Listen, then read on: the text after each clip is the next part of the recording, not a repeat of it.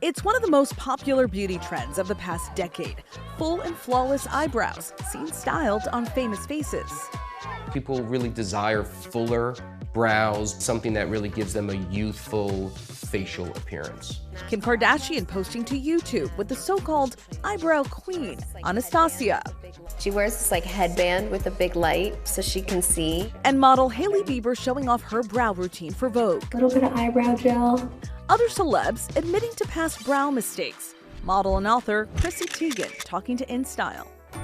Don't take off your eyebrows, kids. You may remember the thin brow mania of the early 90s. Late makeup artist Kevin Aucoin often credited with starting the trend, as seen in the documentary Larger Than Life, the Kevin Aucoin story.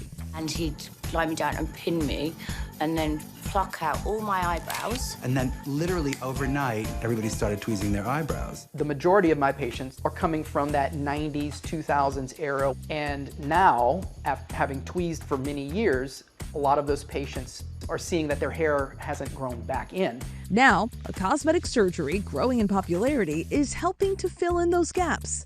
Eyebrow transplants. In 2021, Chrissy Teigen sharing her transplant results on Instagram, writing, "Welcome new brow hairs."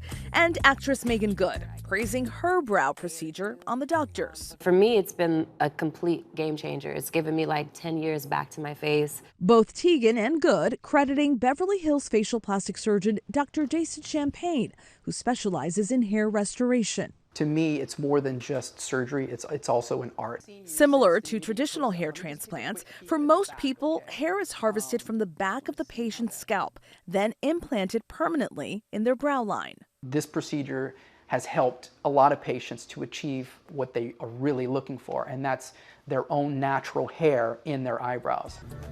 But it's not just for celebrities. Cassie, how are you? Hey, good. How are you doing? Okay, very good. So we're gonna get started.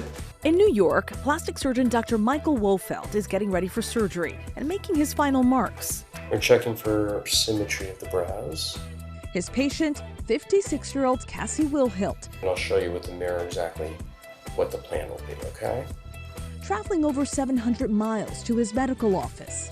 I just feel like I'm in really good hands with him. Cassie admits she over-tweezed her brows decades ago. When I was younger, I had wonderful, big, bushy eyebrows until I started overplucking them. Okay, and they started to thin out over time. They did. Who are the folks that are coming in here to inquire about this procedure? So we see a wide age range. Anywhere from someone in their 30s to someone in their 60s will come in. And we've seen over the past several years that it has really grown in popularity. What were your thoughts when you heard that the procedure would be permanent? I was thrilled that this would be a permanent solution. I couldn't be more happy to give this a shot. So today we are doing an eyebrow transplant procedure. You're gonna lean your head down slightly, just like that, perfect. They are not put under, it's under local anesthesia, so it's minimally invasive. We're filling the eyebrows in with your natural hair. So we take some of the hair from the back of the head, we separate them into individual, what we call follicles, individual hairs. We make small little holes in your eyebrows to mimic the exact angle, direction, how hair naturally grows. And then we implant them one by one to angle everything. This is a process, so why go through this? It'll be so beneficial for my face and just looking like my old self versus more of an aging self. But it can take months for the transplanted hair to grow in and to see the full results of the procedure. Is it harder to maintain the hair in your eyebrow area once you've had the transplant? Yeah, it is. And you have to remember that it does come from your head, right? So the hair is gonna grow a little faster and grow longer than your natural eyebrow hair would. So you do have to trim it more frequently. What does a procedure like this typically cost someone? It can range anywhere from usually $6,000, $7,000 to $15,000, $16,000. In Beverly Hills, Dr. Champagne checks in with a patient 7 months after her brow surgery. In the early aughts, Janet Notes was a working model, sporting razor-thin brows. I, like so many women, overplucked. Early 2000s, that ultra-thin brow. My hair never fully came back. Over the years, Janet says she tried various brow tattooing treatments to fill them in. I did microblading, I did microshadowing. It was every year, sometimes every 6 months you're going in for a touch-up. So it was a lot of upkeep.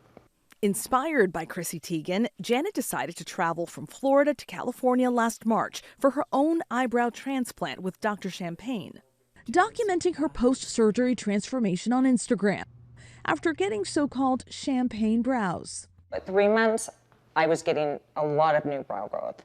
5 months, I was genuinely happy with my brows. Today marks 7 months, and I'm thrilled. The recovery process was minimal, I would say. My maintenance is quite easy for me. I just add it to my skincare regimen. So a couple times a week, I'll just trim the brows a little. I love being able to take patients and individualizing that procedure for them, because not everyone's face is the same. Bone structure is different. Where their nose sits on their face, some patients have slightly elevated eyes, some are a little straighter. All of that plays a role in how I'm designing the brows. Couldn't be happier with how they came in. As with any surgery, patients should check their doctor's medical credentials and consider any risks. I would say the main risks are, number one, minimal bleeding. That just happens from little incisions that we're creating in the skin. There might be a little bit of sensitivity from the donor area or even in the brow area. Beyond that, infection is potentially a risk. And then the incision line visibility, place incisions in places where it would be very difficult to find or tell that anything was ever done. And according to a recent study, up to 11% of hair transplant patients experienced permanent numbness. As for Cassie, her 6-hour procedure is finally finished. So, I'm gonna show you. And she's getting a first look at her new brows. We transplanted a total of about 600 individual follicles, so it was a full eyebrow restoration.